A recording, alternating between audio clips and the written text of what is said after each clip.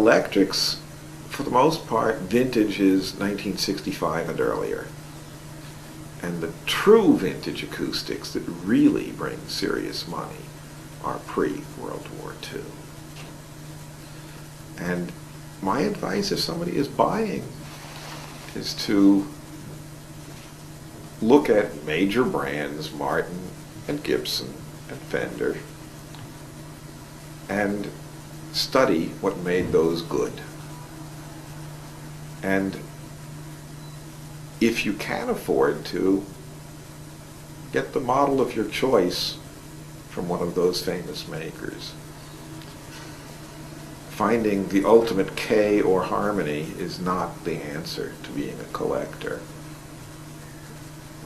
If you truly just don't have the budget to do that, as far as getting a pre-World War II Martin Dreadnought, you can start looking at things like single O, double O, and triple O. They happen to be of the same quality. They're smaller, but they're still very good guitars. And if you're not strictly a bluegrass player, some of those smaller ones for fingerpicking sound every bit as good or better than the big ones. I'd rather have a pre-World War II Martin 0018 than to have almost any new guitar made today as an acoustic. So far as electrics, the fact is there are some pretty darn good new electrics now, but if you're looking for vintage electrics, it still gets down to Fender, Telecasters, and Stratocasters. Not much else in the Fender line. Tele Strats, Esquire, because it's like a one pickup version of a Tele. With Gibson, you can look at solid body electrics of the 50s, and there's not much other than Les Paul's Flying Vs and Explorers. And Flying V or an Explorer of the 50s is so incredibly rare. There were fewer than 100 of the Explorers made. There's not enough going around. Regardless of how much money you have, there's not that many of them. That falls into the good luck category. Yeah, it's good luck plus a heck of a lot of money these days if you can afford one. But the fact is that an old Les Paul Jr. is still a really good guitar. But frankly, if you're just playing electric, there are new electrics you can get, especially if you're playing through digital effects and using stomp boxes. You don't have to get a 50s vintage electric in order to use it on stage today. In the 70s, you darn near had to, because the new stuff was just garbage. But today, the new guitars actually are better than the ones of the 70s. It's what the worst period in American manufacturing history was the 70s. Times have changed.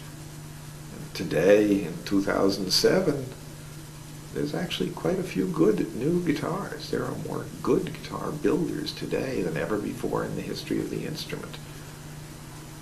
The same can be said for mandolins and banjos. There are some darn good new ones being made right now.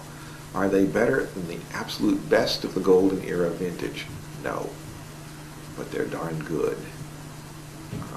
Does anybody make a mandolin today that beats the original 1923 Lorsign Gibson? No, they don't. But they do make new ones that are good enough that the audience will have difficulty telling. The guy playing it will know.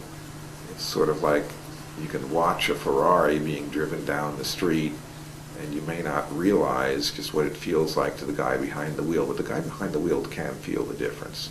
It is different.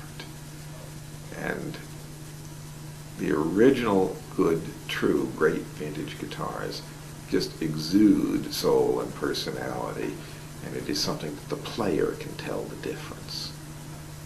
It is the difference, in effect, between getting a ride in the back seat of a car versus getting behind the wheel. When you get behind the wheel, you know which one is a real, true, great car.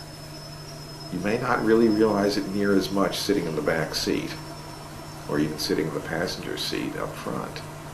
And you darn well can't tell simply by seeing it parked at the side of the road, or even being driven down the road by somebody else when you're standing there watching.